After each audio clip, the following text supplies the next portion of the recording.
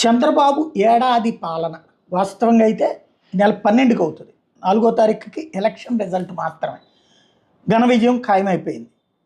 ఆ తర్వాత ప్రమాణ స్వీకారం అన్నటువంటిది కొంత టైం తీసుకుంది.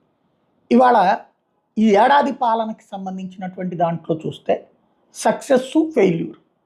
సక్సెస్ ఏంటి? రాగానే చెప్పిన మాట నిలబెట్టుకుని రూ. 1000 పెన్షన్ పెంచడం అన్నటువంటిది. ప్లస్ 4 నెలలది కూడా ఇస్తానన్నటువంటిది టోటల్గా 7,000 రూపాయలు చేతులకి ఇవ్వటం. ఇది సక్సెస్లో నెంబర్ 1. అలాగే అమరావతి అద్భుతంగా నిర్మిస్తామన్నటువంటి ప్రక్రియ పనులు ప్రారంభించి అప్పులు సంపాదించి ఆ పనుల్ని లైన్లో పెట్టడం, ట్రాక్లో పెట్టడం, ఇది మరొక సక్సెస్ పాయింట్. అదే సందర్భంలో అడ్మినిస్ట్రీరియల్ యాక్టివిటీని ఏదైతే ఎవడు ఏం చేస్తున్నాడో తెలియనటువంటి స్థితి నుంచి ఒక సిస్టంలోకి తీసుకురావడం,